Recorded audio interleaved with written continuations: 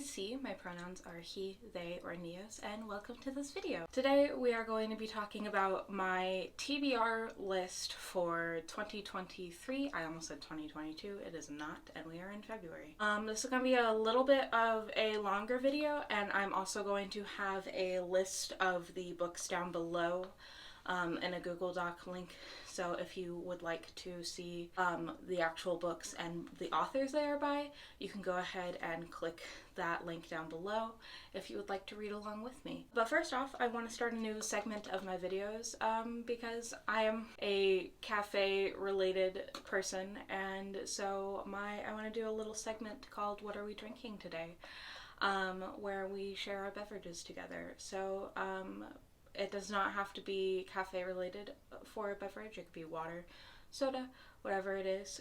For example, today I am drinking chalky milk because I am on my period and I just really wanted chalky milk. What are you drinking today? Let me know in the comments below. And yeah, this is just a way for us all to remember to hydrate. So if you don't have a drink, go grab whatever it is that you want and sip along with me. Cheers. Okay, so like a little caveat to this is I have not read in quite a while. I have been a bit distant with my reading because I am a student, I am disabled, all of my reading has been related to school, or I have read bits and pieces of things for fun, but I haven't been able to collectively finish a book in several years. The last book that I finished was in 2020, and I read that for class, and I don't remember which book was the last one, but it was for a literature class, and I remember one of those last books was The Handmaid's Tale, which was very triggering for me. But yes, I loved reading growing up. I have so many books in my collection. This isn't even like all the books that I own, but this is a lot of the books that I have not personally read. And I need to just read the books that I own before I buy any more, which is a problem for me, is that I buy books because I love books. I have been utilizing the library more. I go to the Lincoln Library in Springfield because I'm still a Springfield resident, technically, and I use that resource a lot to get books to flip through and for like educational resources. So that is something that I do that is saving me money. I also only really buy used books. A lot of the books that are new have been gifted to me, or I had gift cards to like Barnes and Noble, so I bought those new. Or like I said, they were gifted to me. The only other ones that I have bought new is like, for example, this book that I am currently reading, The Witch of the Forest Guide to Natural Magic. I bought this new. I pre-ordered it a long time ago when she had this coming out, and I will do that to help support the author because I obviously cannot pick them up used. But otherwise, I try to purchase things secondhand first because there's already so many books on this planet that need a home. And so the only time that I will like allow myself to buy books from here on out is if they are like secondhand. For example, you will see later that I collect V.C. Andrews books, and I do buy those when I see them because they are a bit harder to find for me to like finish the collections that I have. So yeah, that's a little bit of a caveat of why I'm trying to get back into reading, and why I am trying to hold myself accountable by doing this to be read video. Okay, so to start off with the books that I am currently reading, like I said, I am reading through The Witch of the Forest Guide to Natural Magic. I follow her on Instagram. I will link her below. I only read part of this, so I just need to sit down and read the rest of it. But I do really like this book. It is very easy to read and is a very good book to start with to get me to ease back in because there is a lot of pictures in it, and it is a lot easier to digest than starting into one of the like bigger books that I own. So that is one of the ones that I'm currently reading. And then the other one that I'm just going to be reading like every day throughout this year is Judica Isles' Daily Magic, with spells and rituals for making the whole year magical. And this, for example, goes in to talk about any deities or saints that are represented on specific days. I don't celebrate every like deity and spirit in here, but it is nice to look through, and it helps me both learn about my own practices and learn about other practices, and I will still educate myself on other practices so I know that I don't culturally appropriate, and also to support the authors for that, and just to learn about them so that if people have asked me questions, because I do get asked about ethical witchcraft a lot, that I can answer them. So this is a nice one and is pretty all-encompassing. This is one that I just like read the snippet of the day before, so that I know what is coming up and that I can, if there's something for me to celebrate that day, I would celebrate it. And that is my current reading pile. It's just 2 books, but I am starting off small and working my way up. This next section is like my witchy section that I am currently reading because I am a pagan witch. Or not currently reading, that I want to be reading. Some of these, almost all of these I've either been gifted, bought secondhand, or I use gift cards to get. I have flipped through this one before, but I haven't like fully read it, which is The Basic Witches by J.S. Saxena and Jess Zimmerman. This is a very like feminism heavy book, and like I said, I will have these all linked below. Next on these, I got these secondhand, and so I have these Irish fairy tales, myths, legends, and folk tales, and the fireside tales, and then this Irish fairy tales book. They are kind of like little coffee table books, but I am a Celtic witch. I am mostly Irish and Scottish in my heritage, and so I am going to flip through these and read them. So I do have this. A book that isn't here actually that I have been reading is another little small Celtic book. I believe it's like 10-minute Celtic practices, and that is also another book that I was currently reading that does go into both like the Christianity part of Ireland as well as the old Celtic gods and the symbolism behind that, and I do like that one so far that I have read through. I have sticky notes through it to look back in, but that is those. Oh wait, no, I do have it. Here it is. Yeah, 10-minute Celtic spirituality. This is by Rosemary Roberts, and yeah, I got this secondhand as well with those. I got these all at the same store, and yeah, that's all I can really say on that. And yeah, I just think this one is like a nice, very easy to read, because it's very small and not like very academic heavy book, so I do appreciate this one. And that is in like kind of my current read, but I keep putting it to the side because it is just like a very small book. On now, the rest of these are in no particular order,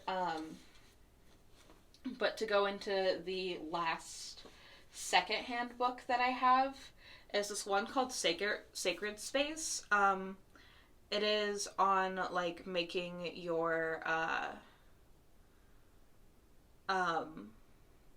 space and home healthy, loving, creative, and abundant.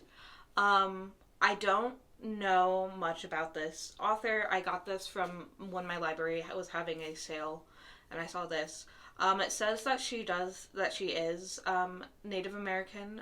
Her name is Denise Lynn. I don't know if she's like one of those white people that tries to,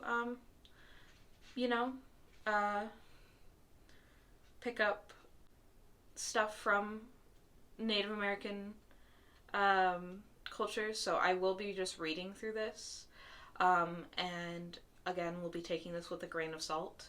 But yeah, I picked this up at a library sale for $1, so that is the other of my secondhand books. Then the rest of these I've either bought with gift cards or were gifted.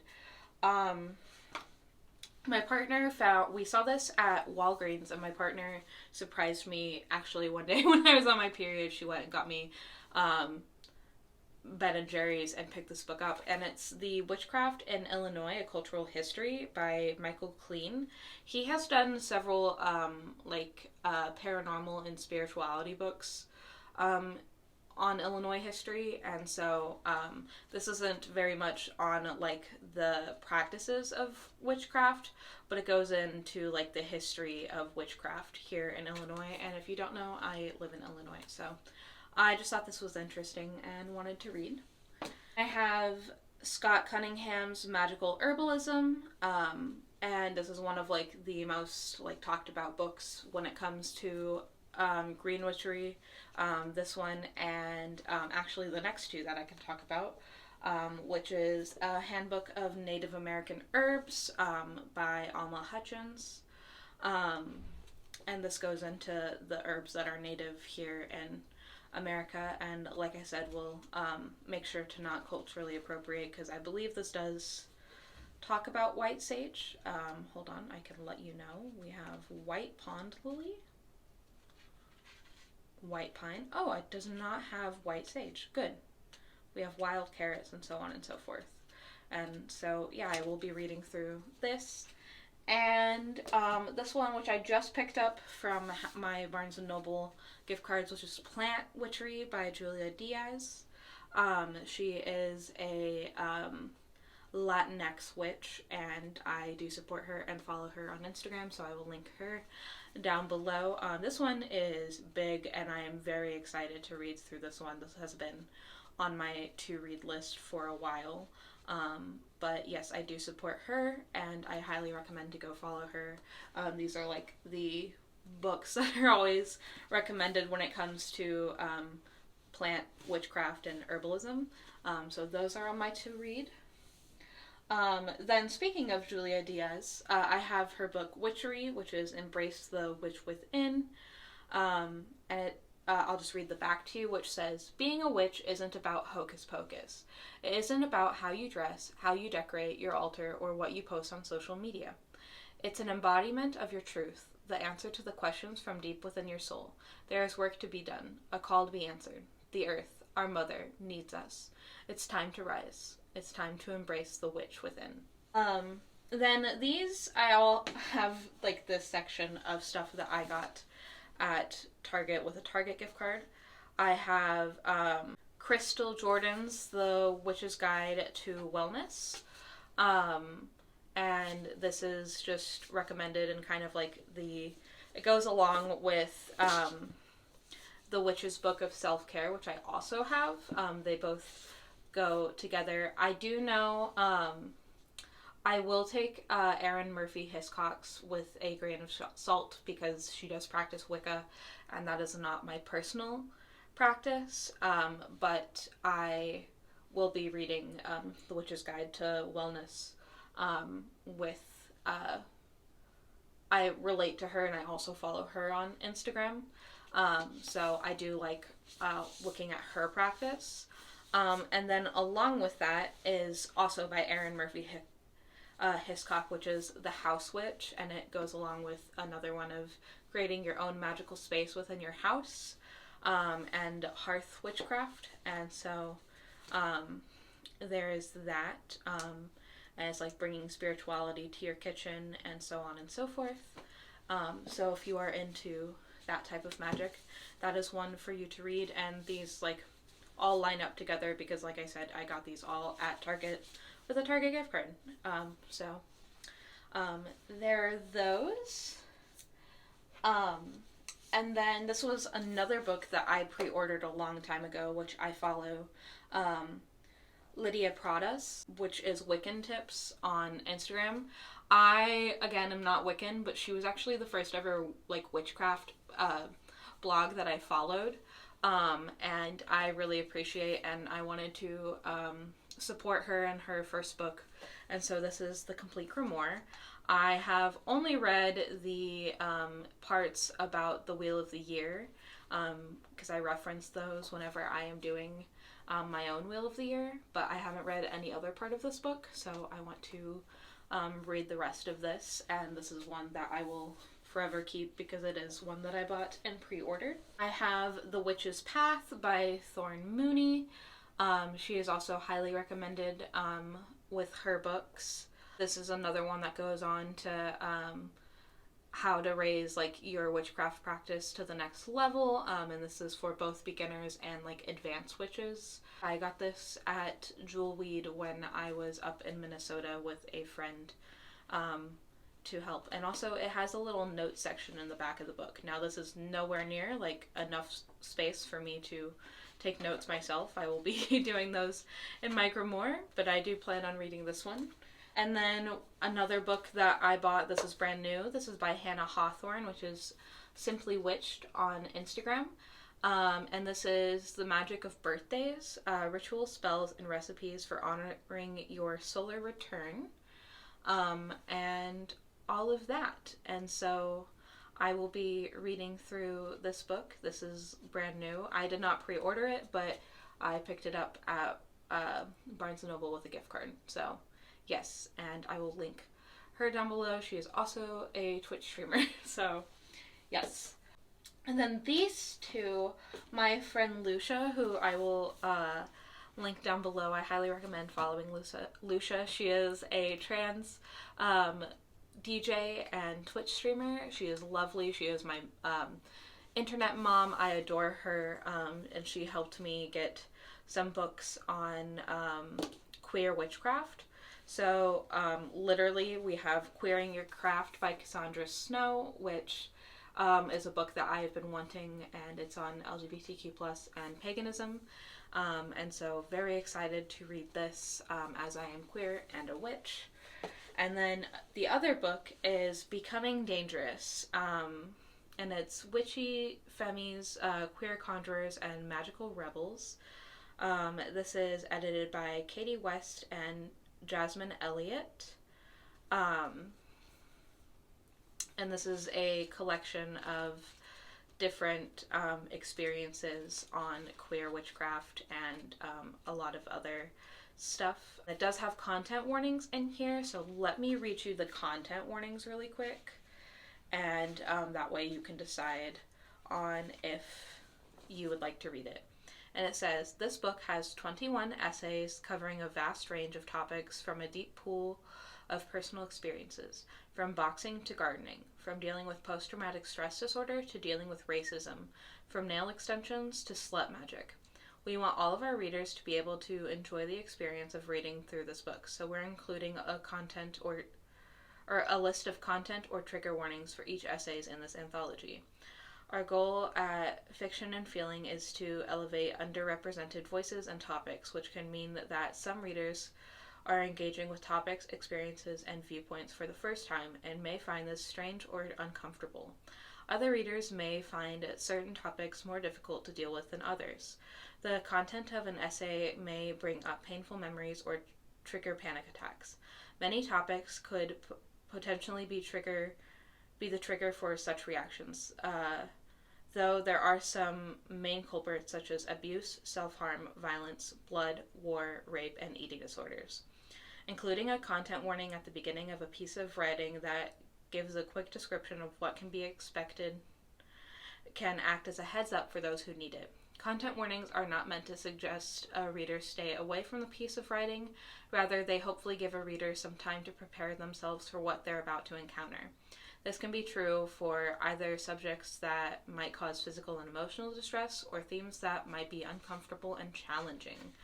And so we have poverty, ableism, suicide, borderline personality disorder, violence, serious injury, descriptions of medical procedures, discussions of sexual assault, racism, colonialism, discussions of bullying, suicide, gender dysphoria, discussions of war and sex, discussions of excrement, death, and grief, discussions of depression, discussions of sex and religion, explicit discussion of rape, abuse, self-injury, disassociation, and PTSD, discussions of body dysmorphic disorder, discussions of sex, non-blood bodily fluids, discussions of religion, discussions of sex and explicit scenes of war, discussions of oppressive political regimes, child abuse and rape, discussions of colonialism, war,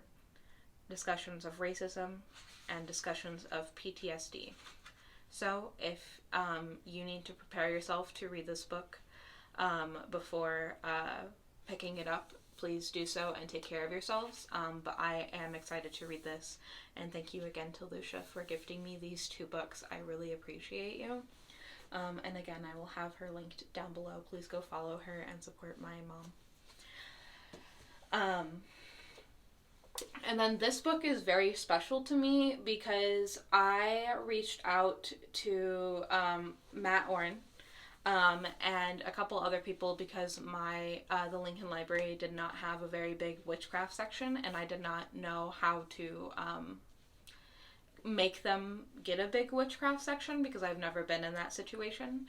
And Matt was very kind and sent me a copy of Psychic Witch, which was one of the books that I was looking for. And so this is Matt Orrin's Psychic Witch. I have it signed, and I, again, really appreciate it. And so, yeah, I have his signature here and a little note. And it is a metaphysical guide to meditation, magic, and manifestation. This is like one of the most like highly recommended witch books I know of. And I support Matt. Gosh, I was reading a word and said his name at the same time. Yeah, highly recommend, and I'm very thankful for him for sending this to me. He absolutely did not have to. You can go and request that your library has books. Some library systems you can like request books to from like other libraries, but there was no library within the Springfield system at that time that had this book.